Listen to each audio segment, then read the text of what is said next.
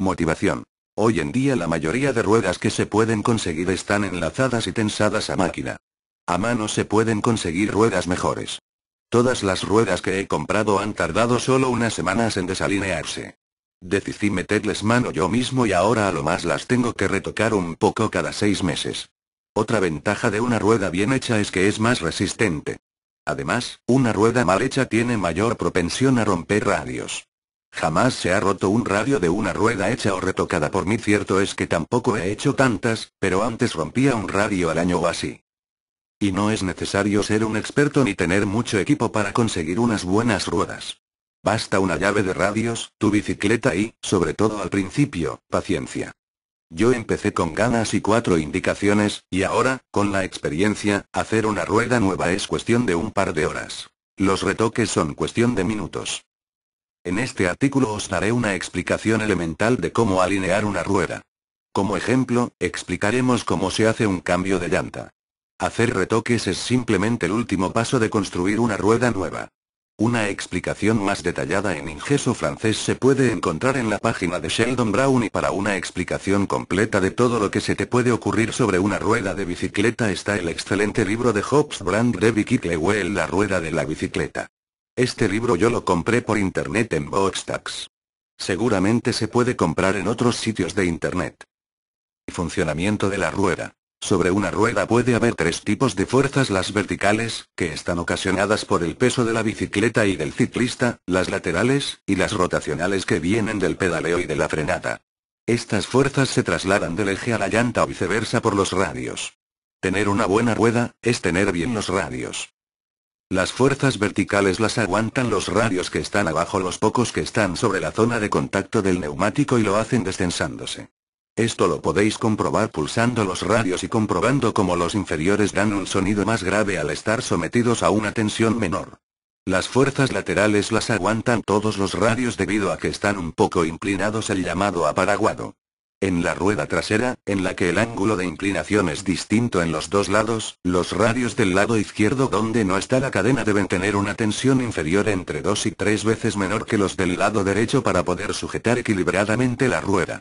Esto también lo podéis comprobar pulsando los radios. Los esfuerzos rotacionales se aguantan por el entrelazado de los radios. Es por este motivo que los radios no salen radialmente desde el eje hacia la llanta sino en ángulo. Es inviable tener una rueda trasera con radios rectos en ambos lados. Sí que es posible en la rueda delantera, donde estas fuerzas son mucho menores y aplicadas en la llanta y no en el eje. Hay diferentes tipos de entrelazado.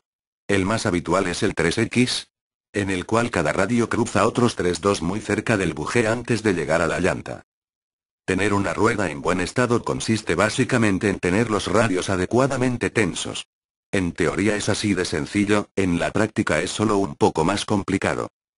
Terminología. Aunque lo he visto llamar centrado de ruedas, yo prefiero llamar alineado de ruedas al proceso de conseguir una rueda redonda, centrada sobre el eje y bien tensada. Una rueda mal alineada tiene uno o más de estos defectos. Alabeo lateral. Este problema consiste en que parte de la llanta está desplazada lateralmente respecto al plano de la circunferencia. Alabeo vertical. En este caso la llanta no forma una circunferencia sino que en alguna parte está achatada o ahuevada. Descentrado. La rueda forma una circunferencia en un plano, pero este plano no se encuentra en el centro del eje sino un poco a un lado. Es un problema ya que si las dos ruedas no se encuentran en la misma recta, la bicicleta es poco estable. Tensión insuficiente o irregular. En el caso de tensión insuficiente la rueda no es todo lo fuerte que debería ser. Si la tensión de los radios es irregular, la rueda se desalineará rápidamente, ya que los radios más tensos tenderán a perder tensión y esto producirá un alabeo lateral notable. Corregir uno solo de los problemas es relativamente fácil, corregirlos todos es lo que es más complicado. El problema más evidente es el del alabeo lateral. El alabeo vertical es poco problemático si se tienen llantas de sección en V. La rigidez de la llanta es tal que poco se puede hacer tensando radios. Esto es bueno y malo. Bueno, porque es una variable menos de la que preocuparse. Malo, porque si la llanta tiene algún pequeño defecto, no tiene arreglo. El banco de trabajo. Existen soportes especiales diseñados para alinear la rueda. Algunas ya vienen con un mecanismo de autocentrado que te ayuda a centrar la rueda a la vez que la alineas. Si alguien tiene o quiere comprarse un soporte de estos trabajará de forma más cómoda, pero realmente lo único que se necesita es la bicicleta, que vuelta boca abajo, funciona perfectamente de soporte. Los frenos sirven perfectamente de guía para el alabeo lateral. Empezamos con las zapatas lo más separadas posible, y a medida que la rueda se va alineando las vamos juntando. Además, si las zapatas están bien colocados, también sirven para el centrado. Si no están bien colocados, es decir, si una zapata está más cerca de la llanta que la otra, entonces hay que ir sacando y volteando la rueda que lo que era el lado izquierdo de la llanta quede a la derecha. Si la rueda está centrada, la posición relativa de la llanta y la zapata no cambiará. Si cambia, la diferencia de distancia entre la zapata y la llanta antes y después de voltear la rueda es el doble de la distancia entre el centro de la llanta y el centro del eje, es decir, el doble de lo que está descentrará la rueda. Naturalmente, siempre hay que coger la distancia respecto a la misma zapata. Para hacer un trabajo completo la rueda debe estar con la llanta desnuda, sin cubierta ni cámara. Para pequeños retoques la cubierta puede quedar puesta. Para centrar la rueda de atrás, para poder voltearla, es necesario quitar la cadena, o, alternativamente, poner la rueda en la horquilla, es decir, hacerla ocupar el lugar de la rueda delantera. Como antes, para pequeños retoques no hace falta hacer cambio alguno. Para medir el alabeo vertical basta una pinza de ropa colocada adecuadamente en el cuadro exactamente donde depende del cuadro, de manera que roce el borde de la llanta. Existen tensiómetros para medir la tensión de los radios, pero son caros y hace falta calibrarlos con frecuencia.